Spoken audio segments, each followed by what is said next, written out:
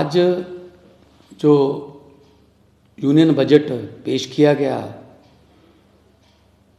माननीय वित्त मंत्री साहिबा के द्वारा, बड़े दुख से कहना पड़ रहा है कि उसमें पंजाब का कोई नामो निशान ही नहीं है। इससे पहले 26 जनवरी की झांकी पंजाब की गायब थी, रिपब्लिक डे से पंजाब गायब था, अब देश के बजट से पंजाब गायब है। ये समझ नहीं आती कौन सा बदला ले रहे हैं ये पंजाबियों से।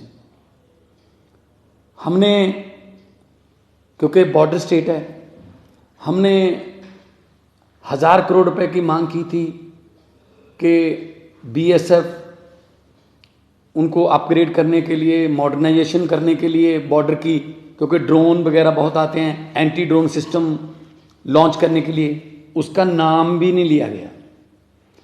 हमने प्री बजट जो डिमांड्स मांगते हैं राज्यों से, हमने उसमें मेंशन किया था कि वंदे भारत श्री अमृतसर साहब से और बठिंडा से जो है दिल्ली के लिए, उसका नाम भी नहीं लिया गया। जब मैं बतौर मेंबर पार्लियामेंट वहाँ लोकसभा में था तो मैंने एक आइडिया दिया था जो कि रेलवे मंत्री साहब ने एक्सेप्ट भी किया था कि रिलीजियस टूरिज्म के लिए बहुत एक 5 तख्तों को जोड़ने वाली एक ट्रेन चले, जो अभी तो जो श्री अमृतसर से नांदेड़ साहब जाती है उसकी 2-2 महीने की बुकिंग है।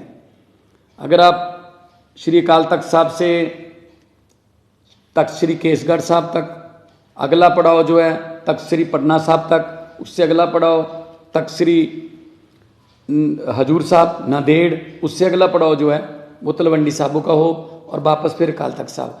तो ये ऐसी ट्रेन जिसमें लाखों जो एनआरआईज भी हैं वो भी 5 तख्तों के दर्शन करना चाहते हैं, लेकिन उनको बहुत दिक्कत होती है, कोई नामो निशान नहीं है उसका।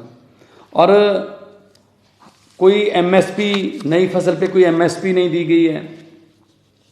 हमने कहा था कि 1500 रुपये पर एकड़ जो पराली जलाने की समस्या है उसमें 1500 रुपये पर एकड़ सेंटर दे दे, बाकी हम दे देंगे, लेकिन उसका भी नाम नहीं लिया गया। किसानों को तो मतलब अपने हाल पे छोड़ दिया गया, किस्मत पे छोड़ दिया गया। और हम कॉलेज बना रहे हैं, 16 नए मेडिकल कॉलेज बना रहे हैं। इन्होंने कहा है कि जी कि नर्सिंग कॉलेज खोलेंगे, कब से खोलेंगे, कब से वो चल रहे होंगे, कोई उसमें डिटेल नहीं है। और सबसे बड़ी बात है कि शेड्यूल्ड ट्राइब्स के लिए काफ़ी सहूलतें दी गई हैं, अच्छी बात है, लेकिन शेड्यूल कास्ट के लिए कोई भी ऐसी स्कीम नहीं है कि जो शेड्यूल कास्ट हैं, एससी हैं, बीसी हैं, जो पिछड़े वर्ग से हैं, उनको ऊपर उठाने के लिए, उनको उनका जीवन स्तर ऊपर उठाने के लिए कोई पैकेज हो। तो सिर्फ कागज़ में लिपटा हुआ एक लिखती एक स्क्रिप्ट थी।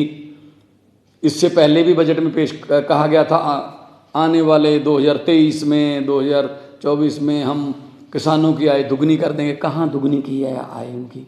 एमएसपी के नाम से तो ये सरकार, मेरे ख्याल में सेंटर सरकार जो है चिढ़ती है। तो किसानों से एक किस्म का बदला लिया गया है, क्योंकि उन्होंने आंदोलन किया था, इतना बड़ा आंदोलन किया था, तो किसानों के बारे में कुछ नहीं बोला गया, कोई एमएसपी नहीं दी गई। और पंजाब एक बॉर्डर स्टेट है, हमें बहुत चैलेंजेस हैं। हमारी पुलिस को अपग्रेड करने के लिए, हमारे बॉर्डर को अपग्रेड करने के लिए हमने एक सजेशन दिया था कि जो तार के पार 3-3, 4-4 किलोमीटर तार के पार ज़मीन है, क्यों ना तार को हम 200 मीटर तक ले जाएं। इंटरनेशनल लॉ है कि 150 मीटर तक आप लेके जा सकते हो, लेकिन हम कहते हैं 200 मीटर तक ही ले जाओ, ताकि जो तार के पार जिनकी ज़मीन है वो किसान जो हैं उनको आई कार्ड दिखा के, और बीएसएफ का भी टाइम उनकी फिस्किंग में, तलाशी लेने में जाता है, बीएसएफ खुद जाती है खेती करवाने के लिए, तो कि 200 मीटर तक तार ले जाएं तो बहुत सी ज़मीन जो है वो तार से इधर आ जाएगी, बहुत किसानों को फ़ायदा हो जाएगा। उसका कोई मेंशन नहीं किया गया। तो मुझे तो लगता है ये कोई बदला ले रहे हैं पंजाब से, लेकिन पंजाब जो है वो एक ऐसी स्टेट है जिसने 90% कुर्बानियाँ देश को आज़ाद करवाने में और अभी भी देश की आज़ादी को कायम रखने में हम कुर्बानियाँ दे रहे हैं। तो ऐसा पंजाब के साथ अन्याय जो है वो अच्छा नहीं है। और हम जब डिमांड फॉर ग्रांट्स बजट पे डिबेट चलेगी तो हमारे जो साथी सांसद हैं राज्यसभा में, हम ये बातें माननीय वित्त मंत्री जी को याद कराएंगे कि पंजाब को आप देश का हिस्सा मानो, पंजाब को देश में से मनफी नहीं कर सकते, क्योंकि पंजाबी हैं जो पूरे देश को खाना भी खिलाते हैं, पंजाबी हैं जिन्होंने हरा इनकलाब ला के देश को अनाज के मामले में जो आत्मनिर्भर बनाया था। तो अब उनको ऐसे छोड़ना, लावार छोड़ना अच्छी बात नहीं।